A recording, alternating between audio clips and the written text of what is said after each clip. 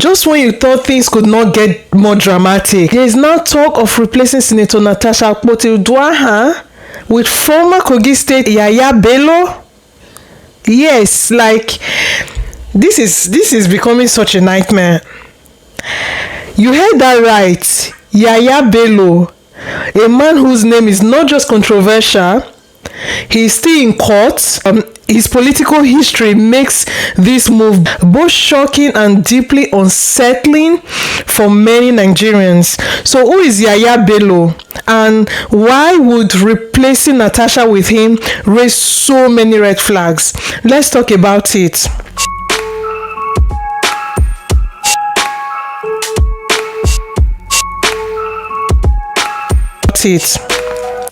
Yahaya Bello is a Nigerian politician who served as governor of Kogi State from 2016 to 2024.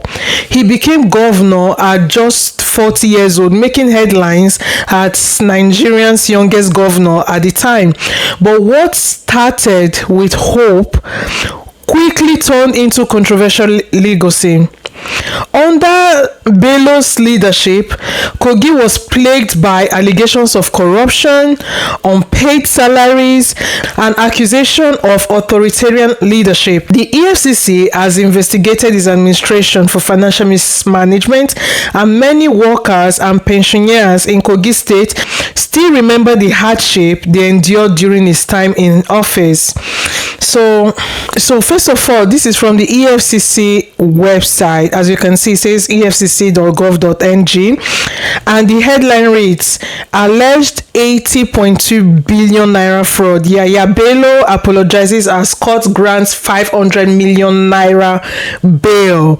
And it says a former governor of Kogi State, Yahaya Bello, on December 13th apologized to Justice Emeka of the Federal High Court, Abuja, for failing to appear in court for his trial. Now let's keep down. It says Bello is facing a 19-count charge bordering on criminal breach of trust and money laundering, contrary to Section 18A and punishable under Section 15(3) of the Money Laundering Prohibition Act 2011 as amended. So it's a long article.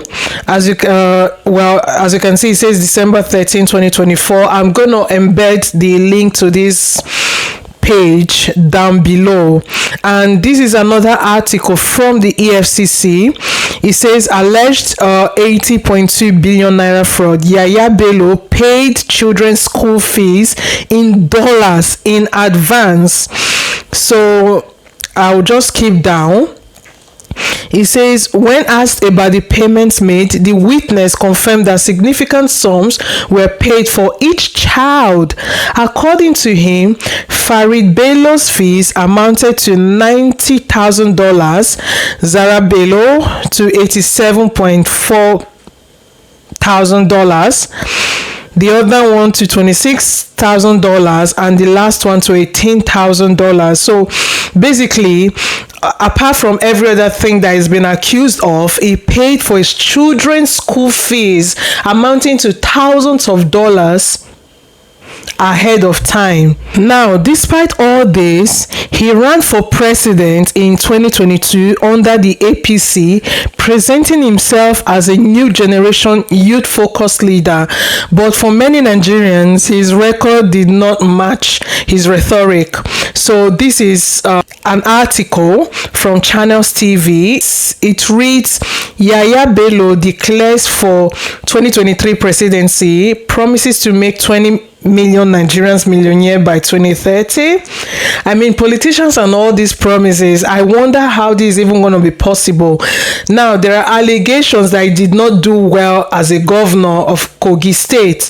So how it's funny, because how did he even intend to do well as a president, promising to make people millionaire like in such a short amount of time? And this was written on April 2nd, 2022. Obviously, this did not sit well with many Nigerians, because of his bad history as Kogi State governor.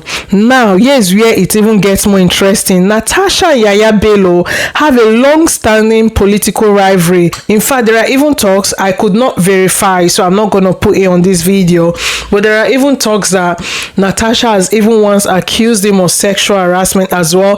How true this is, I don't know. I could not verify this, but yeah, they have a long-standing political rivalry, and in 2023 she contested for the Kogi Central senatorial seat, a seat Bello's political structure was determined to keep actually, but against the odds Natasha won.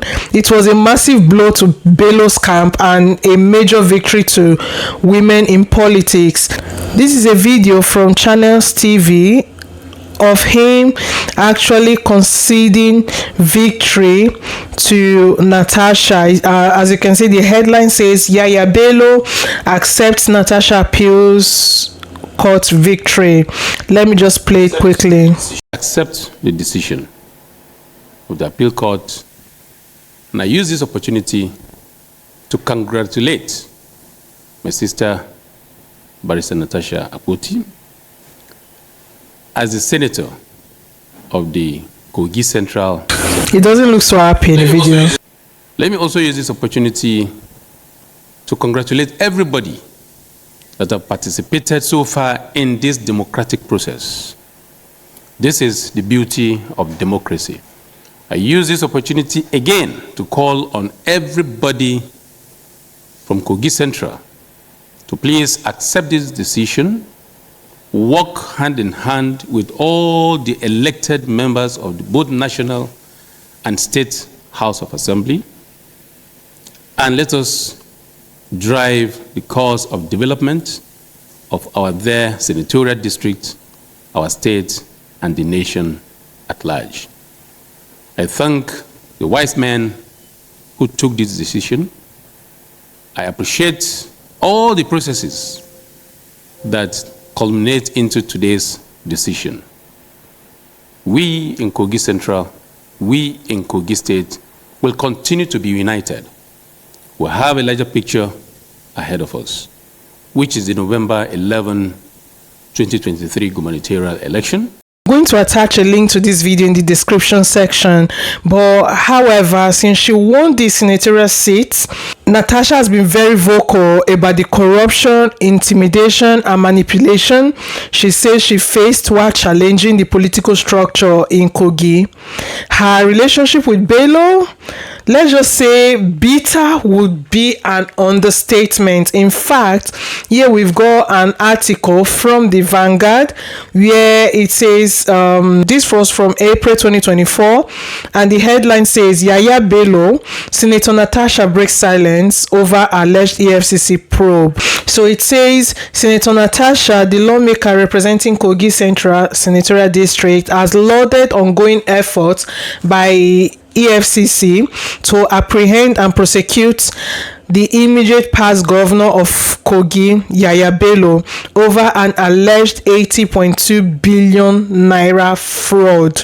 She also commended the EFCC chairman for ceding 14 properties that were initially forfeited to the federal government, to the government and people of Enugu. So, I mean, Senator Natasha has been very vocal against all the alleged corruption by ex-governor Yahaya Bello, and the fact that Yahaya Bello still has a case in court with the FCC for alleged fraud. All this make it very, very, very alarming if indeed there is a plan for him to replace her in the Senate. Fast forward to now, a recall process has allegedly begun to remove Natasha from office, reportedly backed by Governor Yahaya Bello and Senate President Akpabio. According to Sahara reporters, there are claims that Akpabio even offered funds to Bello to mobilize support for this recall. And this is the article, and I will just read the headlines quickly. So it says, Kogi residents backed by Yahaya Bello Akpabio begin recall process against Senator Natasha amid sexual harassment allegations. This was from March 19, 2025. I'm going to attach a link to this article below. It says, however, resistance from many constituents in Kogi Central has thrown a wrench into the plan. We will watch a video from YouTuber Deola, who gave a really good insight on what went on this day. But if we go down, it says Senator Akpabio engaged Governor Yahaya Bello with $2 million to recall Senator Natasha. Recall process commences today, the source disclosed. This is another article from the Insight.com. It says plot to replace Natasha Akpoti-Uduaghan with Yahaya Bello. This was written just 3 days ago, March 20, 2025. It says there is a coordinated effort by certain political figures in Kogi State to unseat Senator Natasha and replace her with former Governor Yahaya Bello. The Insight has learned. I mean, this is so disturbing in many levels.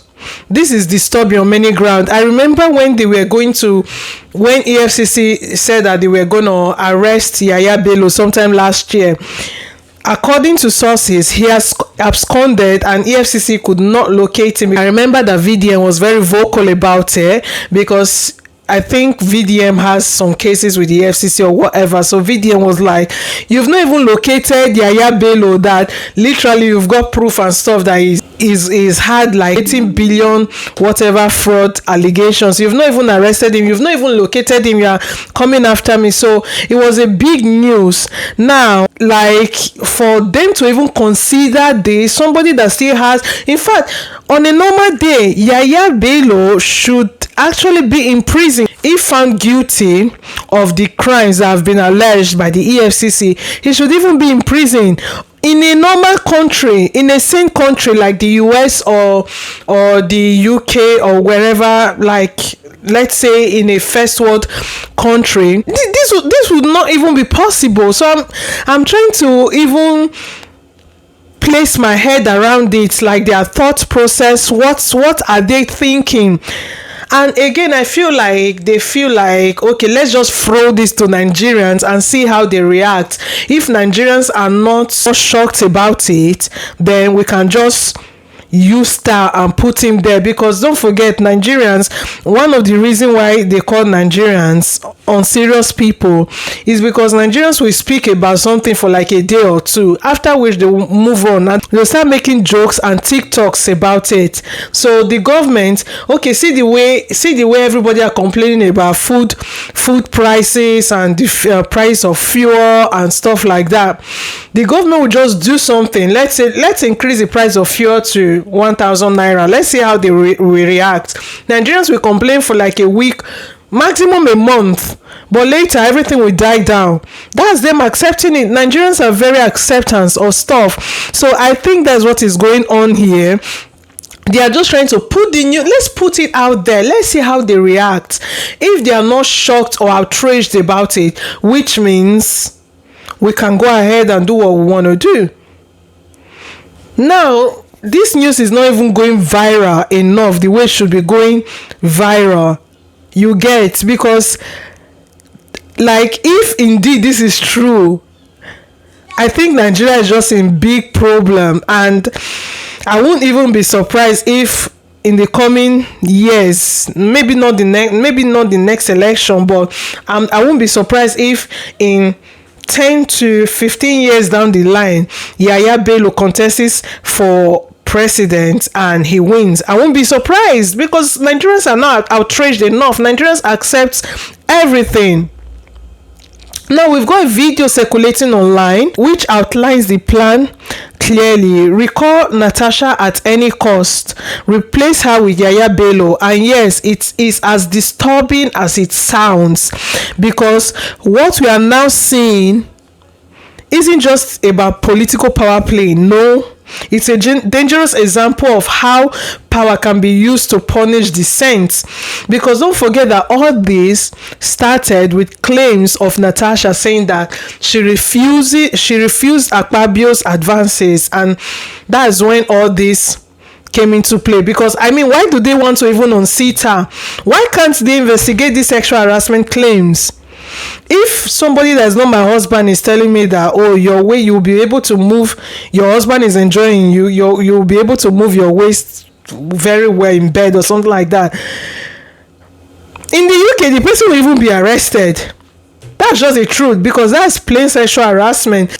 Now, does she have proof to prove all this? I don't know. That's her business. That's between she and the courts. But all these, like, Akpabio shouldn't even be there anymore in the first place. He should have recused himself or stepped down in the meantime while investigation ongoing, instead of plotting to unseat her and replacing her with even a worse person, allegedly. Now let's play this video from YouTuber Adeola. She gave a very good analysis on what is going on. She's very conversant when it comes to issues that have to do with Nigeria. So I'll just play the video a bit so that you have an idea of why this is disturbing and what is going on. Is the biggest scammer, the biggest Yahoo, but to be precise, we are talking about Kogi State. You know, Yaya, then White Lion. That whole government scene set up in Kogi is a scam. But I have never seen these crooks in action like today. Did you see what I saw? Because it is becoming a seesaw. Move closer, my people. You see? No wonder. I've been hearing rumors for some days now that the Senate President Akpabio allegedly paid former Governor of Kogi State, Uncle Bodaya, that is Senator Natasha's arch enemy, the one that destroyed the roads leading to her constituency during elections. That's what. Allegedly, like, it's so bad that there is an allegation that Yahaya Bello actually destroyed. Hey God, like, how crazy can this be? He destroyed roads leading to our constituencies for votes during the elections so that people could not vote for her. That's how bad, and that is how worse their rivalry is. That is how bad their rivalry is. So for him to replace her, to be honest, I think where she even got it wrong was all these interviews she's doing with different media outlets. I think she really went wrong about it, because don't forget NSAS. What international people will do is just to gain momentum, because obviously don't forget that them too, they want to get viewers to their own news. They just want to get viewers. They will use you to gain momentum, and they'll move on. All these foreign media outlets, they don't care. Are they talking about NSAS anymore? No. Okay, remember when the whole kidnapping of the Chibok girls happened? The media outlets, everybody were outraged. Like, the media outlets, they took it, they covered it. But after like a week or two, okay, let's give and take a month, they moved on. Nobody cared anymore. So that is why I think she went wrong about it, because these people, they just want to use you to get views. They're not gonna do anything. They don't have power in Nigeria. They don't, like, 2 weeks from now, when all this die down, they're gonna move on. They're not gonna help you.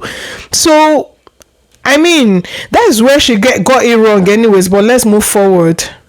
Just so that she wouldn't win. Yes, I heard, and once again, you cannot quote me, allegedly, but I heard that Akpabio paid him $5 million American dollars.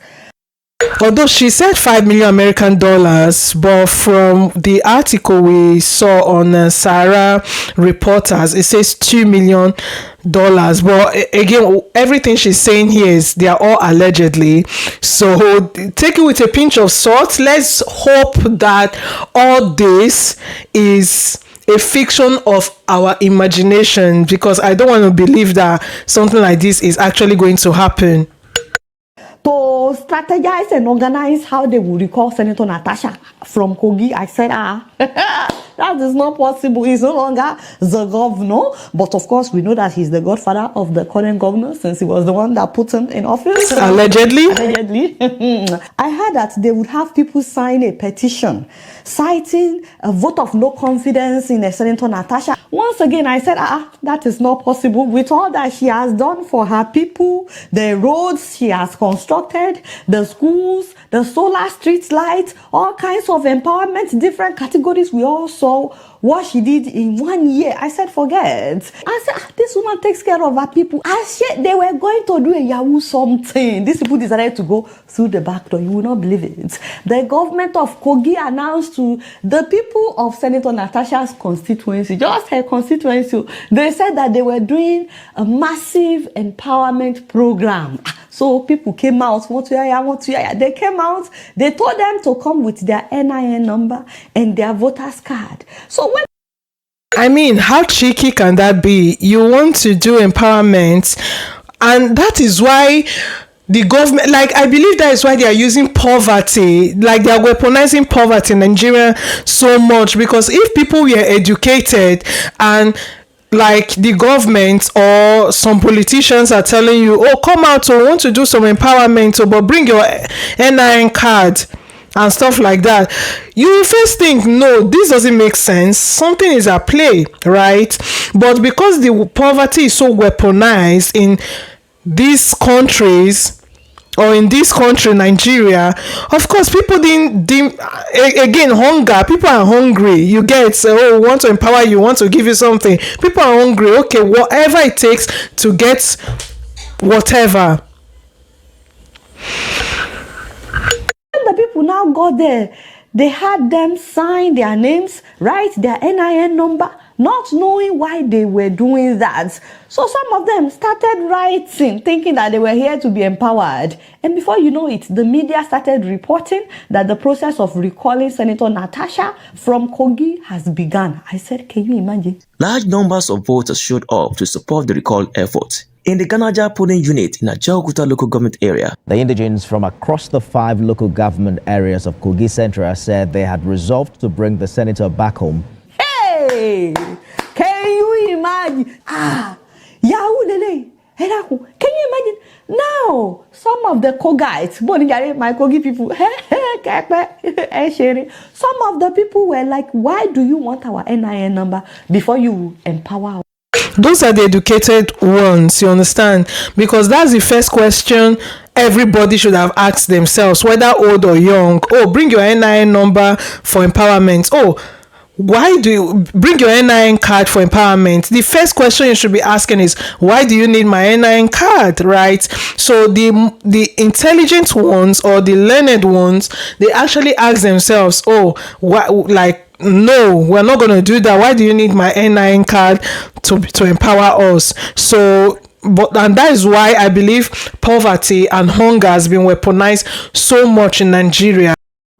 Why do you want our voters card? What has that to do with Kilagbe, Kilaju? So those ones who refuse to sign. This early morning, we are informed that we should come for an empowerment. When we get to the field, we are asked to bring our voters card and the VNIN, the number there. So we now ask why. So they gave us a form to fill. You fill with your VIN and pen your signature. Then most of us will refuse. So we are here for an empowerment. We are just have to be here for an empowerment. We are giving an instruction to. So basically, if you don't understand what's happening, for them to recall Senator Natasha, the constituents, the people in the constituents, like the habitants, they need to sign to say, yes, we agree for her to be recalled. But because she's been like, apparently she's been such a wonderful senator to that constituents, like she's done so many things for them within a space of a year, they tricked them. Because obviously they're not going to tell them, oh, you guys come and sign for us to recall Natasha. People are not going to sign, you get. So they trick them to come out to say that we want to give you food, we want to empower you or whatever. Sign here. You get, sign here. And obviously those people, they are not reading what they are signing. They are not reading what they are signing. They are just signing, thinking that they're going to get empowered. Signing that thingy, and from there, they will now use that to recall her.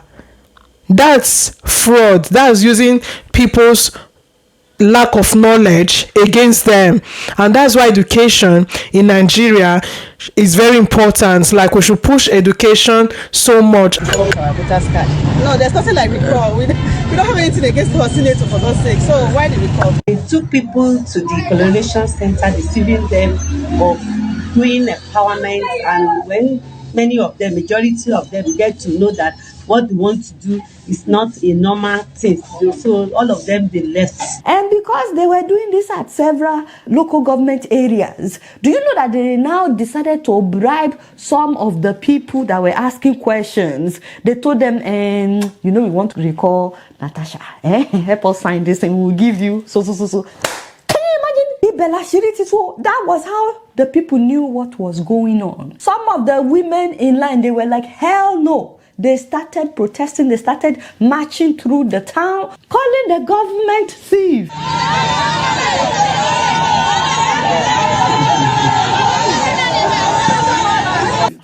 I bet hey, gold. Let's be real. The idea of replacing a sitting female senator who spoke up about sexual harassment with a man accused of bad governance and corruption and who still has a case in court with the FCC is not just shocking, it's insulting to the Nigerian Republic.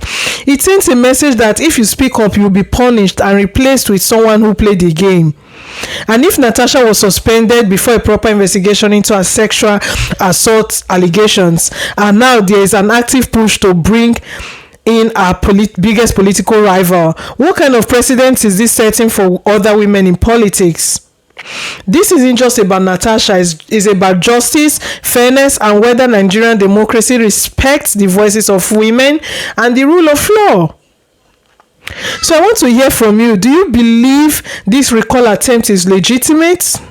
Do you think Yahaya Bello deserves a seat in the Senate after everything we've seen in Kogi and after everything we are still seeing? Or do you believe this is just a calculated plot to silence Natasha and others like her? Let's have this conversation in the comments. The stakes are high, not just for Natasha, but for the future of political accountability in Nigeria. Whether you agree with Natasha or not, one thing is clear. This is not just about politics. It's now personal. If this replacement goes through, it will redefine how power is used or abused in Nigeria. Don't forget to like, share. The more you share, the more you encourage me to do better and to bring more updates on this news. Comment. I want to see your views. I want to see your point of views, and subscribe and turn on the notification bell for more updates on this developing story. Thank you.